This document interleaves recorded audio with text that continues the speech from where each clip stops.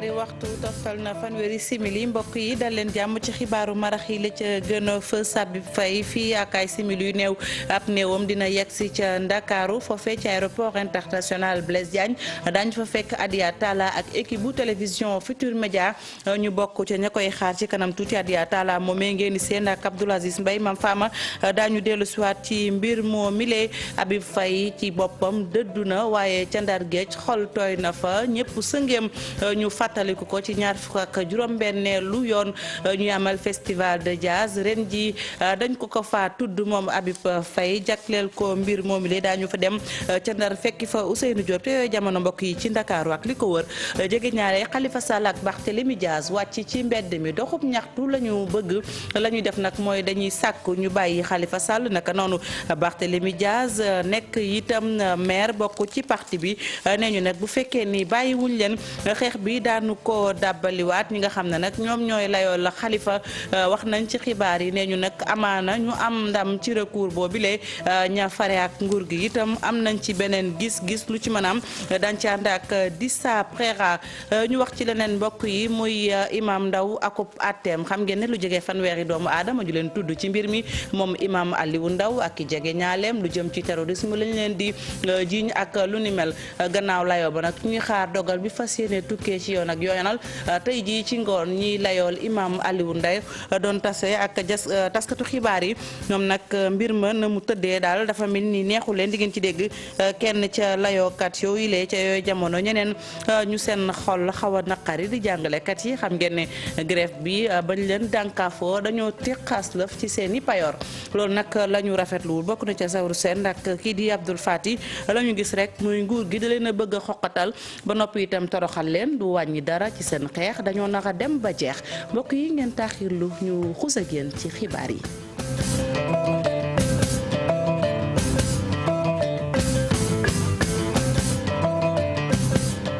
wax gannaaw ba ñu leen nuyoo rafetloo ci seen ànd ak seen kóolute ci télévision Futur Média dañuy doxantu ba Diass aéroport international Blaise Diagne fekki fa Hadia Talla Hadia maa ngi lay nuyu.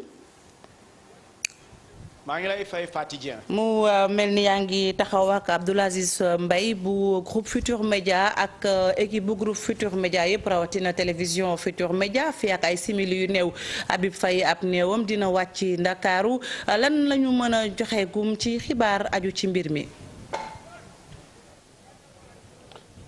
waaw Faty Dieng maa ngi lay nuyu di la sant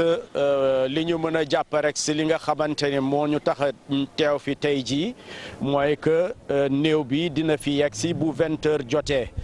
bu yeggsee nag ñu daal ko di ko yóbbu fi nga xamante ni mooy hôpital principal si morgue ba ñu denc ko fa suba nag si ëllëg lañ ko nar a denc si cimetière bu Yoff fi nga xam ne nag mooy juma El Mansour bi nekk si rue 10 foofu lañ ko nar a jullee. lu ñu nemmeeku tamit Faty Dieng mooy que man bokkoon naa si convoi bi nga xamante ni musiciens yi ci la ñu nekkoon waaye lu ñu nemmeeku rek mooy que durant tout le trajet tiis bi daal mu ngi fii ba tey jii parce que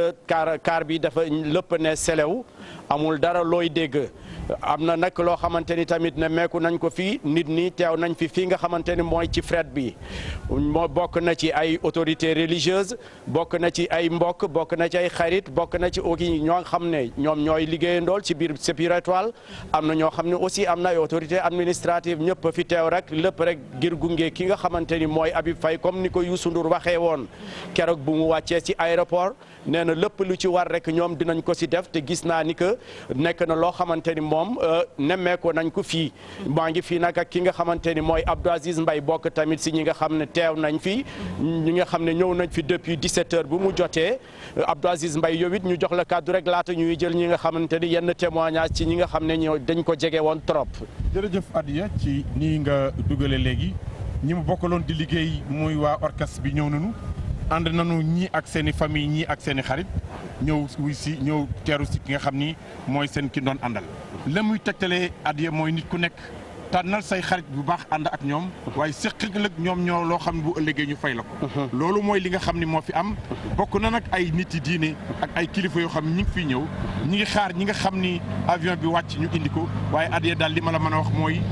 ñëpp loo fi teew tey naqar moo ëpp ci li ñu yëg waaye tristesse moo ëpp ci li ñu yëg loolu mooy li nga xam ne moo am fii tey en attendant ñuy xaar ñi nga xam ni war nga leen a woo ñoom it ñu àndoon ak moom démb ak bërki démb war a indi li nga xam ne mooy seen kaddu lu jiitu nag néew bi di ñëw bu lu jiitu nag Youssou Ndour yi egsi ak ñi mu war a àndal ñëpp bu boobaa nag xam naa dinañ ci gën a yaatal. donc Faty Dieng comme ni ko Abdou Aziz Mbaye waxee rek comme ni mu ko waxee manit sànq ci biir kaar bi donc si seeni kanam yi li nga ciy gis rek mooy tiis wante nag dafa nekk loo xamante ni dogal bi nga xamante ni ñoom nee nañu nangu nañ ko parce que mbiru yàlla la bokk na ci ki nga xamante ni mooy Jimi Mbaye ñu woo ko rek mu teew fii si plateau bi Alaji Jimi Mbaye mu bokk si ñi nga xamante ni teewoon nañu fii Jimi Mbaye ñu bëggoon nga ñëw rek juste am benn témoignage bu ñu mën a xam tey jii li ñu doon xaar tey jii la war a egg si fii ak quelques simili rek ñu nekk en direct sur télévision Futur Média ban yëg-yëg nga am tey jii donte keroog ñëpp gis nañ ni tiis nga àndaloon ndax xaw na giif tuuti ndaxte mbirum yàlla la. waaw sant yàlla encore di julli ci yonent bi te xam ni tey naqar dong la ñu àndal tey parce que ñàkk ku mel ni Habib Faye métti na trop moo tax tey ñu ñëw fi ñu ñëpp daje am di jàmm yeeg collègues musiciens yeeg kilifa yëpp ñoo tey fi ñu daje pour jéem ko teeru indi ko pour mën ko yóbbu denc ko fañ ko war a denc ba suba ak jàmm ñu delloo ko boromam. affaire bi nag nekk na loo xam ne vraiment du suñu ñàkk rek ñun quoi parce que on a senti que Sénégal moo ñàkk on a senti que artistes yi yëg nañu ñàkk nañu loolu nekk loo xam ni vraiment moo ñu xaw a giifa sax ba tax ñu xaw a mën a encaisser affaire bi tuuti malgré que duñ ko mën a encaisser parce que c'est une perte à jamais perdre un Habib Faye à jamais dafa nekk loo xam ni kenn mënu ko xayma daal kenn mënu ko xayma vraiment di remercier nit ñi fi ñëw yëpp yoon wi sori na ñëpp ñëw nañ taxaw teew ngelaw li bëri na sedd bi bëri na mais ñëpp ngi taxaw ànd ak dal ak yar di xaar yëf yi lii daal ku mu seetlu sa xol gisuma leen lu koy seetal. donc Faty Dieng dégg nga émotion bi nga xamante ni nemmeeku nañ ko si voix kii di Jimi Mbaye moom la ñu nemmeeku si ñoom ñëpp bokk na ci ki nga xamante ni aussi moo di Mbaye Dieye Faye mu war a teew moom it indi si rek témoignage am xëy na sax moom it dinañu jox li nga xamante ni yenn détails si affaire mbir mi laata enterrement bi laata ñu koy jëlee fii tamit Mbaye Dieye Faye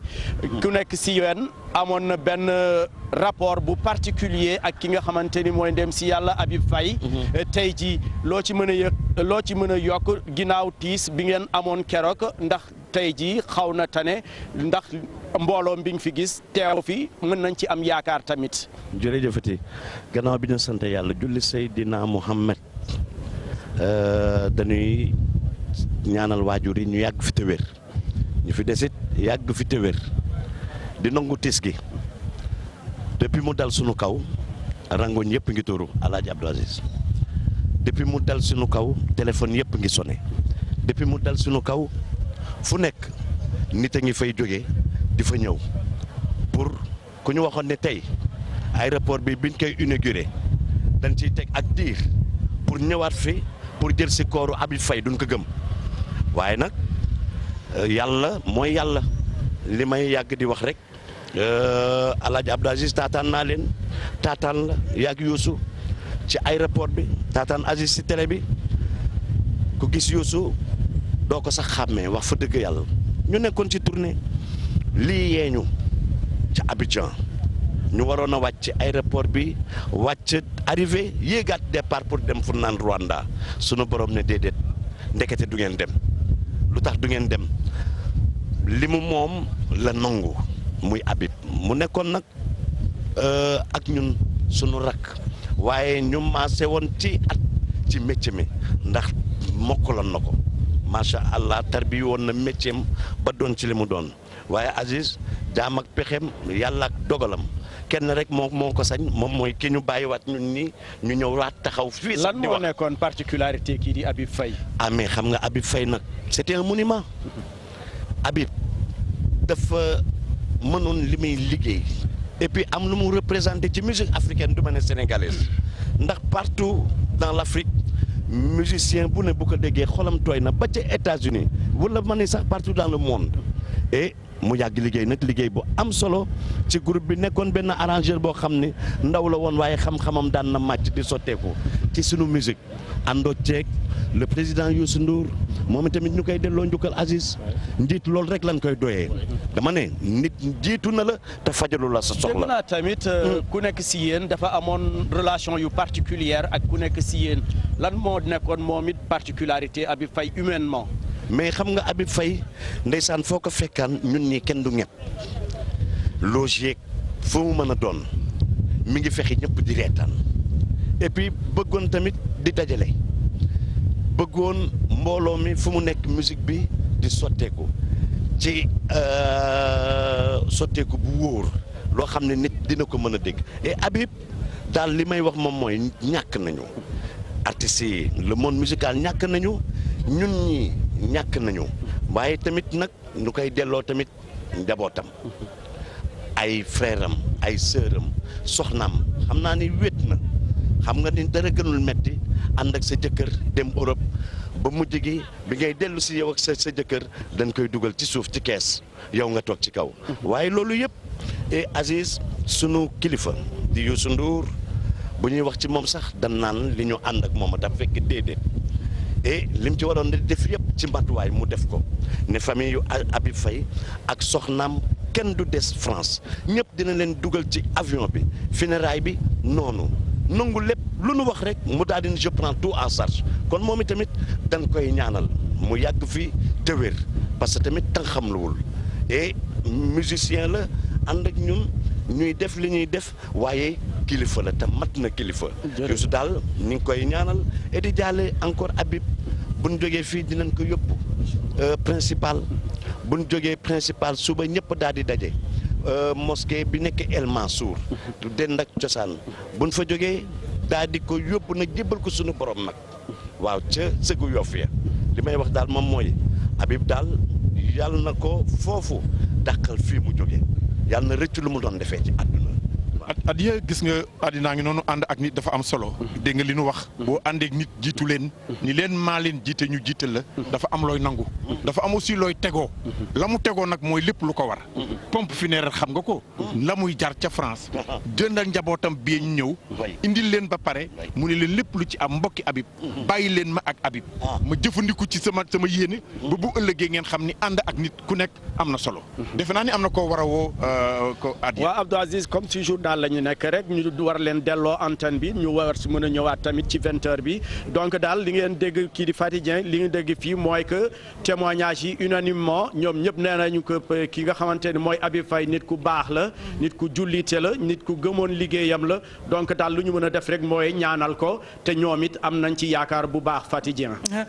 Dia Talla Abdoul Aziz Mbaye Mam Fam télévision Futur Média ñu leen di sant di leen gërëm sant itam naka noonu équipe technique bu xarañ boobu ngeen àndal moom Habib Faye borom bi subhanahu wa taala moom ko binduñu moom moo jëlaat li mu moom ñuy ñaan borom bi mu jéggal ko bépp rëcc moom ak képp ku mu fekk barsaq ëllëg ñu ko waxee ci kàttan yàlla ci lañ ko fas yéene jébbal boromam askanu Sénégal di ko delloo njukkal Super Étoile ba mu nekkoon itam nekk fa bassiste nekk artiste bu mag nekk itam liggéeykat bu mag ñoom it fas yéene ko gunge jébbal ko boromam mu dem këram gu mujj ñuy ñaanal rek yàlla bu mu gis dara lu mu ragal ci biir bàmmeel mbokk yi niñ koy fàttalikoo ci Ndakaaru noonu itam la ñu koy fàttalikoo ci Ndar moom dem si yàlla Habib Faye festival bu jazz xam ngeen ne tàmbali na ñaar fukki bi ak juróom-benneelu yoon tey nag tijjite gi daanaka ñëpp sëngeem xel dem ci doomu Sénégal Habib Faye ñu bokk ci ñi mu gën a ràññee ci génération am ndax liggéey bu rafet bi mu daan amal Ousseynou Diop Habib Seck la ñu fekk ndax.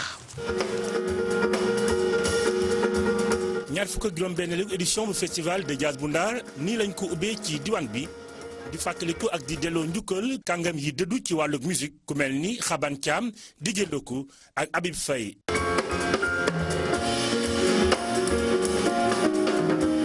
Abdou Latif Coulibaly di ministre bi ñu dénk lépp lu jëm ci wàllu cosaan ak aada di ko delloo njukkal ci xol bu fees fësal xarañte bi mu àndaloon. parce que non seulement musicien bu mag la woon mais man dama ko daan dem di ko fekk benn place ci janoog buntu université Dakar su ma fa demee toog di ko gis muy jouer ay notes de jazz gis naa ko muy jouer ay trio ay kente ay lu ne lay jouer foofu lu nekk mën na ko ci affaire jazz xam nga ñi ko xam yëpp clavier lañ ko xam ak basse rek mais li mun ci composition ak li mun ci arrangement musique amul ku juddoo Sénégal ku ko tax. festival de jazz bu Ndar nekk ci festival yi gën a ràññeeku ci àdduna bi ministre de la culture ak mairie bu Ndar bëral ni gouvernement bi taxaw na ki te dina gën a dugal loxoom ci festival bi. luñ ci mën danañ ko yokk parce que festival bi dafa fekk festival yoo xam ne taar la ci réew mi dañ koy damoo te dañ koy tiitaroo itam quelque part parce que am na ñu bari ñu bëggoon a am Afrique amuñu ko. te man li nga xam ne mooy suma wareef ak ñu sama ko ci li nga xam ne laa nekk mooy lii nii fu mu nekk ci gouvernement bi ñu dëgëral ko fu mu nekk ci réew mi ñu jàpp ci gën koy dëgëral gën koy pousse mu jëm kanam. ñëpp xam nañu festival bi ci àdduna bi yëpp xam nañ ko turam mi ngi law donc loolu dafa nekk lu am solo dafa bokk ci agenda culturel bu Sénégal bokk na ci bu baax a baax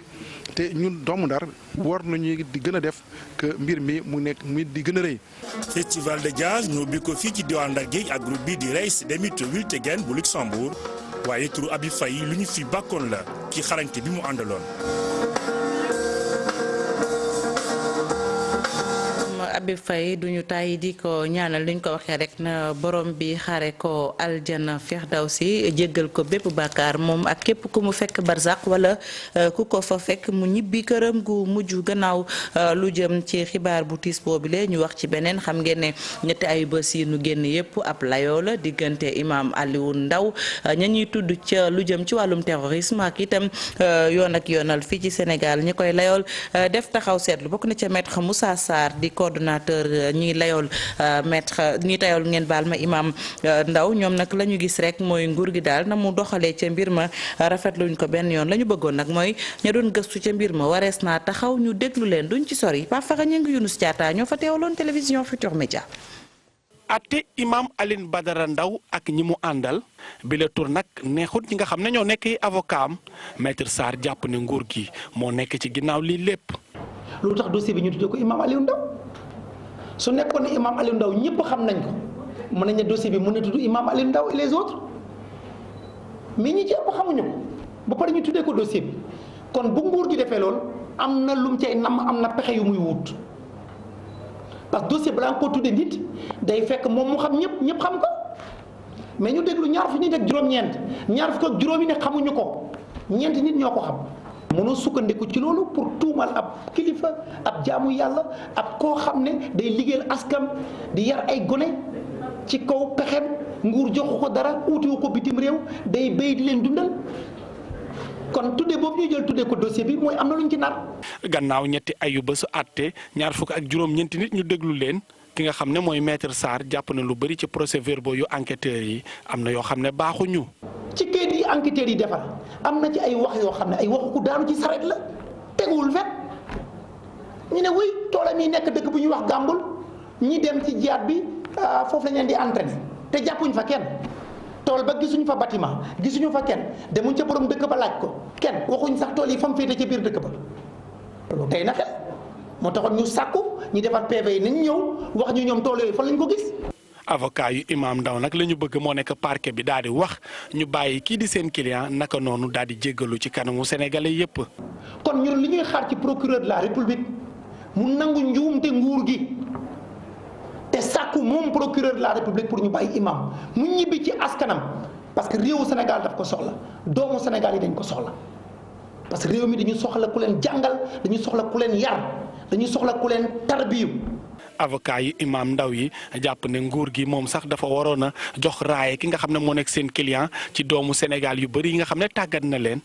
maître Sarr ne imam Ndao bu doon terroriste lu tax daaraam lu ëpp fanweeri at ba léegi mu ngi wéy di jàngale ba jamono ji Pafara ñi nga ñeneen ñu caabi fete ginnaaw bokk na ca Khalifa Sall maire Ndakaaru ak Barthélémy Diaz maire Mermoz Sacré-Cœur ñii rek seen ay jege ñaale lañu wàcc nañ ci mbeddi Ndakaaru yi maire ba futtu la ñu bëgg rek mooy ñu tijji leen nag ñu doxi seen soxla bu ñu ko deful itam aljuma ju ne dañ ko fas yéene dàbbali du samay kàddu ñoom ñoo ko xamle di jege ñaale yi dañ ci ànd ak Abi Faye ak Youssou Baro seen leader yi ñu tëj ci kaso bi ñu mer ba futtu wàcc ci mbedd bi di ñaxtu. dañ ko libéré def dara ñu bëgg ñu libéré ko d'office moom Barthélémy Dias ñoo ngi nii te aljuma ji di ñëw dinañu defaat beneen manifestation aljuma bii di ñëwaat incha allah dinañ defaat encore beneen manifestation ba Macky Sall comprendre que dëkk bi moomu ko.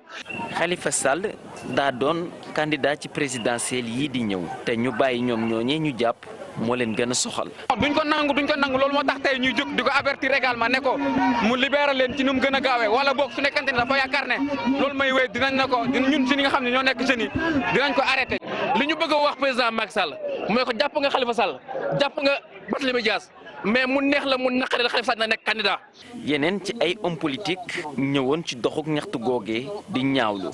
xam nañu bu ñu demee ak moom élection bu gagné leen ñu jël ko tëj ko ci kaso bi mais loolu je dis c'est peine perdue parce que par A ou B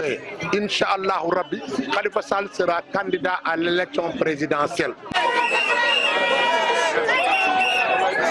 lu ñu taxaw ne opposition la ñu bokk su dul woon lu ñu taxaw ne déet à Macky Sall et son régime tey kenn du leen gis ci prison peut-être ñu ngi seen kër wala ñu ngi seen i activité donc tey dañ jàpp ne ay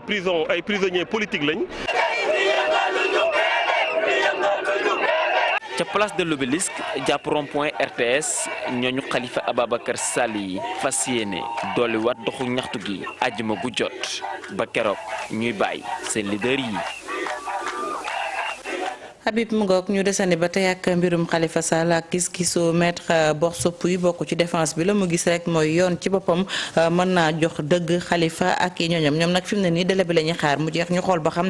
dina mën a dugal recours ak lu ni mel ndax ànduñu benn yoon ci àtte bi maître Baboucar Cissé moom itam bokk ci partie civile bi la mu gis rek mooy it ñoom it dañ leen a war a jox yenn ci ay ndàmpaay di sa Préra Mohamed Dieng. justice bi am na ay possibilité ngir joxaat Khalifa Sall dëgg gis-gis bi le maître Borso Pouye am ci recours en appel bi défense bi introduire. ñu amul woon yaakaar kon yaakaar naa ne duñu ko def njort naa ne kon duñ ko def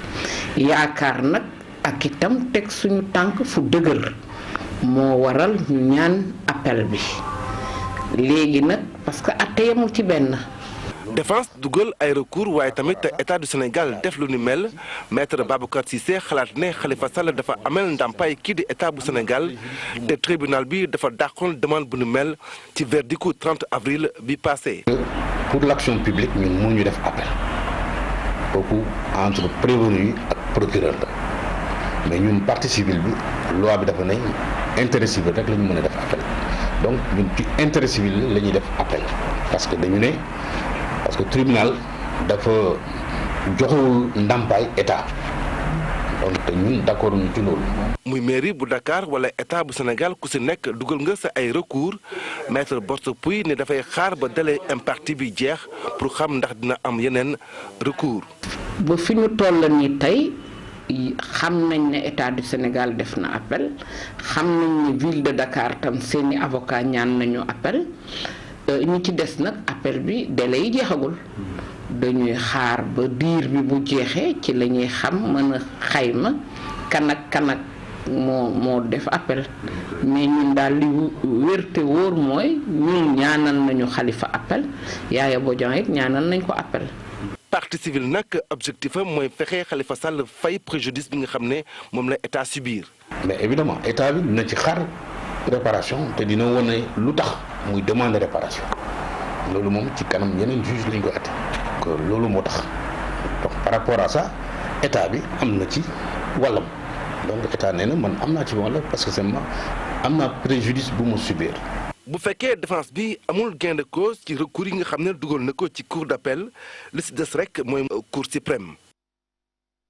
mu ngoog di saprera ni leen ko waxoon ci bopp xibaar yi ñu tënk ko muy lu jëm ci njàng ak jàngalekat yi nag ñoom ñu bari dañoo teq li nga xamante ne si moom mooy seeni payoor mu aju ci jàngalekat yi bankoon seeni yoxo loolu nag ñaawlu nañ ko bu baax a baax bokk na ca Sawru Seen ak Abdou Fati la ñu gis ci mbir mi mooy nguurug Sénégal ci boppam moo bëgg a taxaw bëgg leen a toroxal dara du tax ñu dellu gannaaw daañ ci dem ba jeex Chérif Dia ci kanam tuuti dina ko yaatal ndax waxtu wi dañoo dab di leen ñaanal fanaan jàmm di ko sàkku ci yéen